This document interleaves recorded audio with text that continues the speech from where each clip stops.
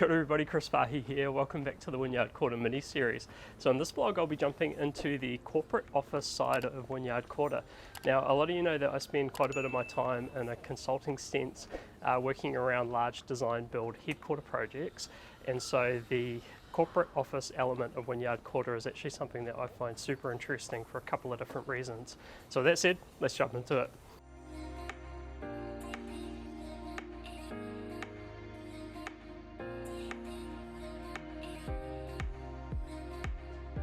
Wynyard Quarter originally served as an industrial hub supporting the maritime trade and more recently bulk petrochemicals.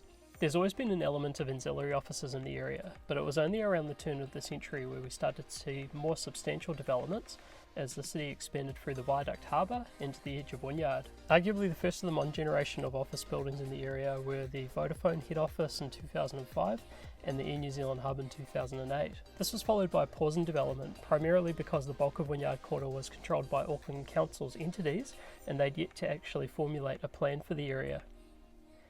A major initial hurdle was working out the tenure system. The majority of land along Auckland's waterfront is tied up in different ground lease arrangements. These typically include ongoing ground rent, which introduces risks around ground rent escalation, which can stymie development. To combat this, the then Waterfront Auckland opted for prepaid terminating ground leases, where the ground rent is paid up front at a value roughly equivalent to freehold, with no subsequent ground rent, but with the land handed back after about 125 years. This approach enabled the first of the new generation of office buildings to be developed. First off was ASB's North Wharf offices, developed by Kiwi Property. In contrast to the tall towers in the CBD, the larger sites available in Wynyard allowed the market to deliver lower-rise campus-style buildings. These aligned with the demand from businesses for larger floor plates to suit better collaboration. After this, there was another pause in development as Waterfront Auckland undertook a process to secure development partners for the next blocks of land. For the offices, it chose Precinct Properties, who went on to develop a series of office buildings around Te Ramarama Way. In parallel, projects were also being undertaken by a number of other major developers, including Manson's, Goodman, Infratil, and more recently Orams.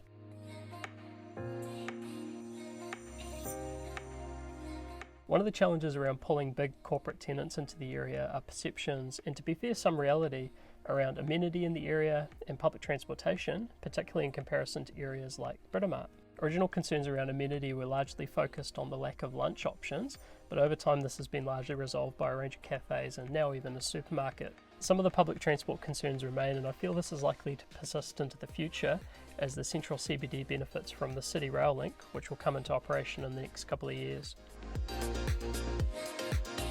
It would be a bit remiss to talk about Wynyard's offices without referencing the Innovation Precinct, which was started by Auckland Council's economic development arm under the brand Grid AKL. This precinct was formulated as a way to encourage development of New Zealand's tech sector by offering flexible spaces and clustering of firms.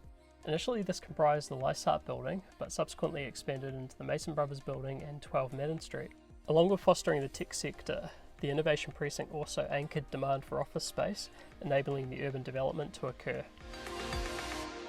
Reflecting on this all, the thing that stands out for me is how the blank canvas provided by Wynyard, specifically the large unfragmented sites, provided the ability for the market to deliver the campus buildings sought after by large corporates. Having ownership under a small number of parties who have generally been interested in developing their sites has also created some optionality for major tenants when looking at new buildings in the area. At a really big picture level, this has helped drive the waterfront drift that we've seen in the office market, with large corporate tenants seeking higher quality spaces being naturally pulled towards the new offerings near the waterfront. Alright team, so look, thanks so much for watching today's vlog. In the next vlog we'll be jumping into the fifth and final part of this Wynyard Quarter mini-series. We'll be looking at the residential and mixed use elements of Wynyard Quarter. So with that said, like and subscribe, and we'll see you next time. See you, bye!